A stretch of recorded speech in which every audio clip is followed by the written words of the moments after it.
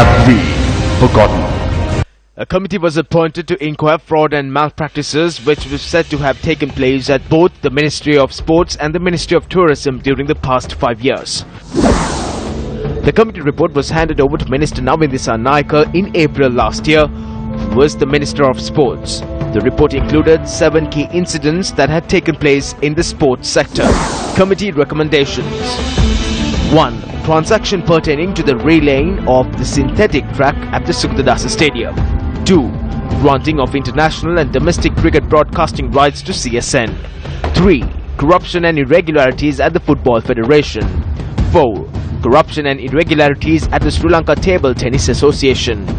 5. Capital expenditure at the Department of Sports Development and the granting of contracts to the Redco Company. 6.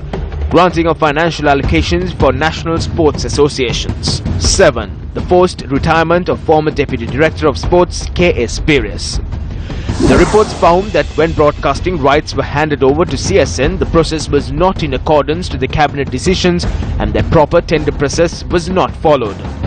It was also found that the calling of tenders was not properly publicized and the nature of competitiveness was not exhibited in the process when bids were called for.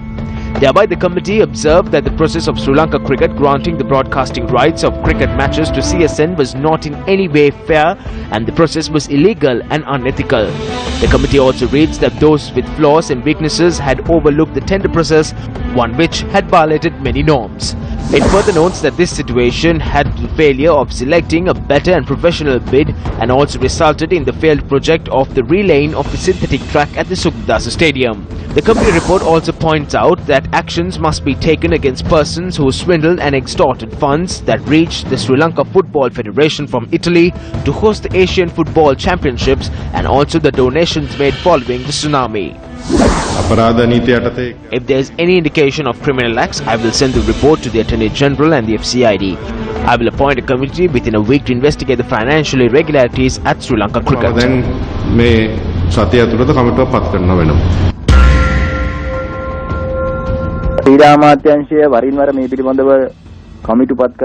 The Minister of Sports announced that a committee will be appointed. However, we have not been informed of the findings of those committees.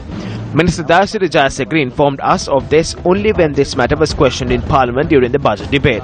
However, action has not been taken on the recommendations made. Wrong decisions made by the institutions had led to the downfall of the sport in the country. We are yet to see those accountable being punished. We are saddened that action had not gone beyond the committee reports. Have we forgotten?